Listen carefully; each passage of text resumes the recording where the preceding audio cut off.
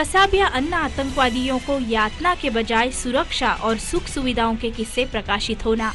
ये सच्चाई है कि कसाब को पसंद बिरयानी और गुरु को पसंद कश्मीरी पुलाव मिलता है। ऐसे में ये सब जानकर अपने लाल को खो चुके माता पिता या परिवार का क्या हाल होगा।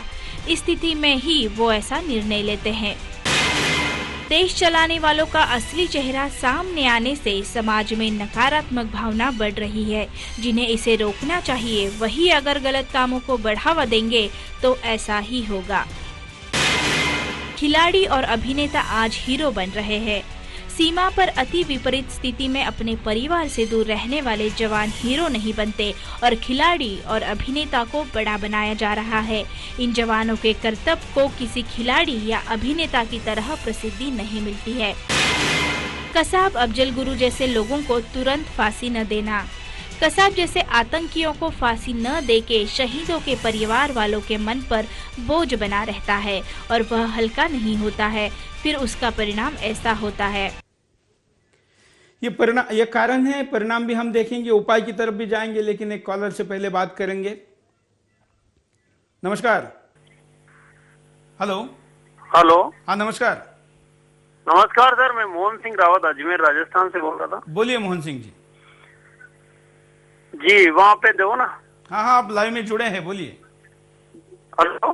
हाँ हाँ बोलिए, क्या कहना चाहते हैं आप? नमस्कार सर, मोहन सिंह रावत बोल रहा था। हाँ बोलिए। जी मैं इतना ही कहना चाह रहा था जी कि जैसे सबसे ज्यादा तो ये आतंकवाद को बढ़ावा देने वाली सरकार ये अपने कांग्रेस सरकार। कांग्रेस सरकार सबसे ज्यादा तो अपने आतंकवाद को बढ़ावा दे रही है। ऐसा आपको क्यों लग रहा है? ऐसे लग रहा है सर, हम देख रहे हैं सर इनके राज में जो भी ये हो रहा है। अच्छा। तो हमारे को यही है कि पूरे अपने जनता को रिक्वेस्ट है कि पहले तो ऐसी सरकार चुने ताकि हमारे देश को आगे बढ़ाने वाली सरकार को सही। चलिए, वो तो जब सरकार को चुनने की बारी आएगी तब होगा, लेकिन जो वर्तमान में हो रहा है और जो घटना पे हम बात कर रहे हैं उस पर आप क्या कहना चाहेंगे? इस पर बड़े दुख के साथ हमको कहना चाहता हूँ कि ये इतने बड़े बड़े नेता हैं जो जैसे ये भी इनका साथ दे रहे हैं। धन्यवाद मोहन सिंह जी, राजस्थान से प्रतिक्रिया दे रहे थे, अजमेर से प्रतिक्रिया दे रहे थे राजस्थान के। और एक कॉलर है। हाँ नमस्कार। हेलो। हाँ बोलिए। क्या? हाँ बोलिए। हाँ सर, दिनेश बोल रहा हूँ, झुंझुनू डिस्ट्रिक्ट राजस्थान से सर। हाँ बोलिए दिनेश जी। सर मैं कहना चाह रहा था सर, जैसे कि अपने यहाँ क्रिकेट में वर्ल्ड कप की टीम डिसाइड हुई होते ही पर खिलाड़ी को 3 करोड़ रुपए दिए जा रहे हैं। बिल्कुल। और अपने सीआरपीएफ के 36 जवान शहीद हुए थे, उनको क्या मिला? अपन देखें तो ये प्रॉब्लम्स क्रिएट क्यों होती हैं? हमारे मेजर साहब हैं जो शहीद हुए, वो शहीद हुए और उनके चाचा का आत्मदाह हुआ, क्यों हुआ? उस क्यों को कोई नहीं जाना चाह रहा।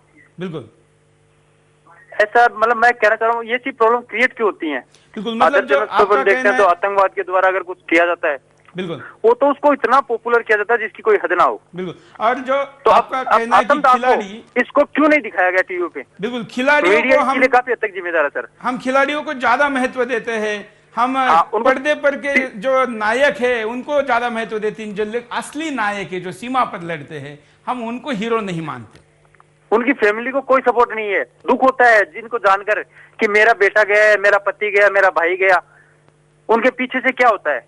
बिल्कुल, धन्यवाद, सही कहा। Okay sir. हमारे देश में नकली हीरो के बारे में तो हम उसको सर पर उठा लेते हैं, लेकिन असली हीरो को हम गले भी नहीं लगाते। गले लगाना तो दूर, मन में उसको जगह भी नहीं देते, और मन में जगह तो दूर, उसको याद तक नहीं करते। उसको याद नहीं करेंगे तो घर वाले जलेंगे क्या, मरेंगे क्या, आत्मदाह करेंगे क्या, कुछ भी नहीं होगा। आखिर चाचा ने ऐसा लिखा था अपनी चिट्ठी में कि मेरे पोते ने शहीद संदीप उन्नीकृष्णन को मरते समय कितना दुख हुआ, इसको समझना चाहता हूं। क्योंकि उनको ये समझने की नौबत इसलिए आई क्योंकि ये दुख उनको देश में किसी के चेहरे पर नहीं दिखा। एक कॉलर है। नमस्कार। हेलो, नमस्कार। बोलिए। हाँ जी, नमस्कार सर। मैं महाराष्ट्र से बात कर रहा था, महेंद्र मिश्रा, डिस्ट्रिक्ट बुल्डाना से। बोलिए महेंद्र जी। सबसे पहले तो मैं चौहान साहब का बहुत बहुत शुक्रिया करूंगा कि वो ऐसे प्रोग्राम टीवी पे देते हैं और ऐसे अच्छे अच्छे प्रोग्राम टीवी पे लेकर आते हैं। मैं ये कहूंगा कि आज हमारे इंडिया में जैसा एक बीपीएल कार्ड बनता है, दरिद्र रेशे के नीचे का कार्ड, ठीक है, ये ऐसा कार्ड अब हमको गवर्नमेंट को देना चाहिए, क्योंकि गवर्नमेंट शहीदों के लिए कुछ नहीं करती है, लेकिन आतंकवादियों के लिए करोड़ों रुपया खर्चा करती है, उनके ऊपर करोड़ों रुपया खर्चा करती है। और जो शहीद होते हैं, जो हमारी रक्षा करते हैं, वहाँ पे बाउंड्रीज पे अपनी अपनी जान की बाजी लगाते रहते हैं, रात दिन जागते रहते हैं, जिनकी सुरक्षा के कारण हम जिंदा है, गवर्नमेंट उनको कुछ नहीं देती है।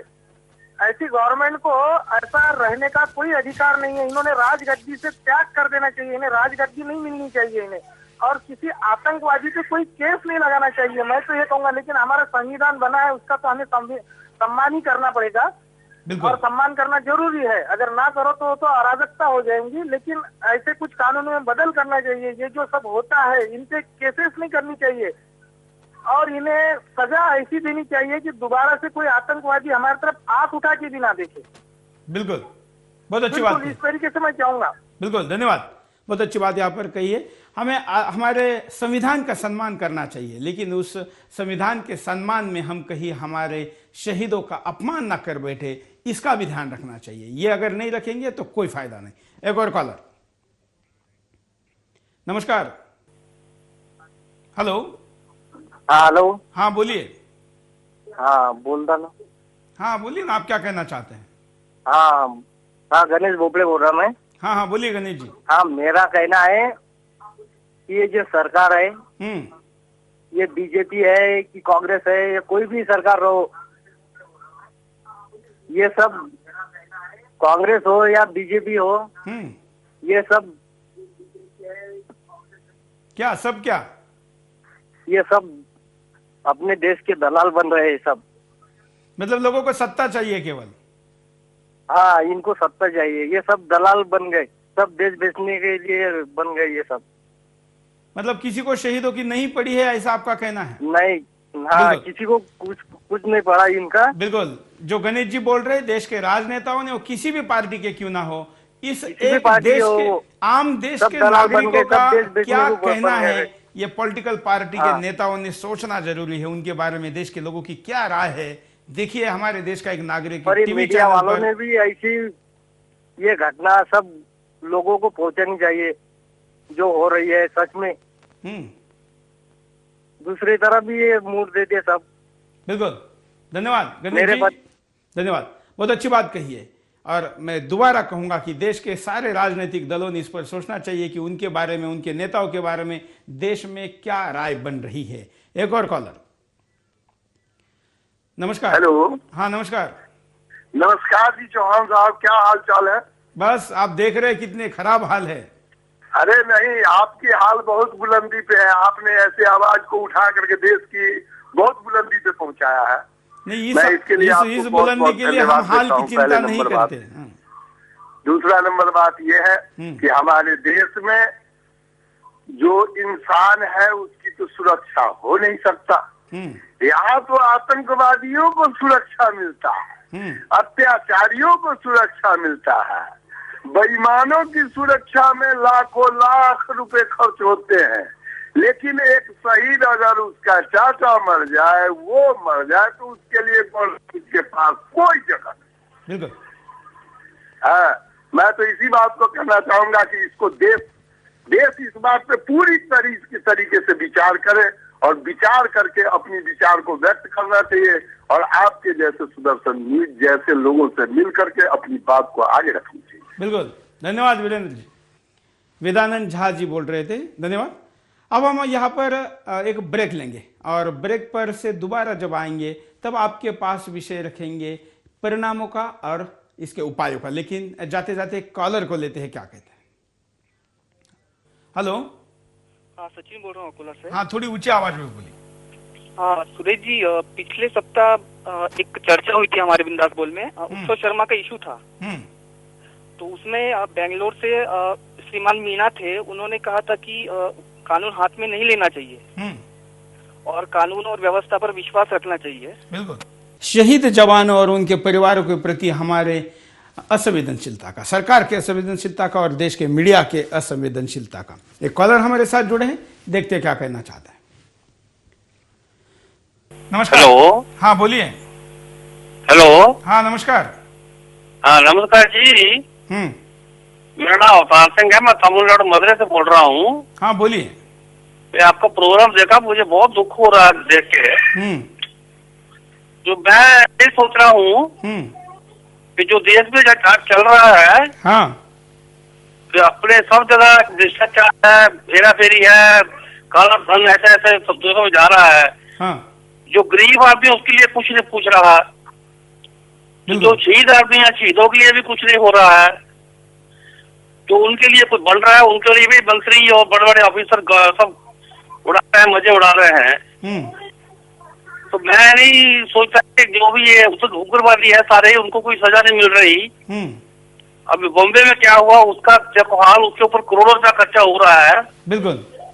पार्लियामेंट में इतना हो गया, उसको कुछ नहीं हुआ। कश्मीर में इतना हल्ला चल रहा है, ये सब कांग्रेस की ही देन है।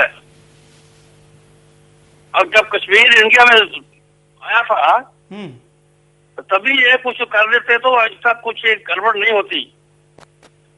मुझे हमको डर लगता है कहीं अभी जो मिसर में चल रहा है झगड़ा, कहीं ऐसा इधर तो नहीं हो जाएगा। अवतार सिंह जी धन्यवाद। आप भी अपनी बात को रख सकते हैं। और एक कॉलर है, उनकी प्रतिक्रिया भी लेंगे और साथ साथ में हम आपको एमएमएस भी दिखाएंगे कि क्या कहता है एमएमएस।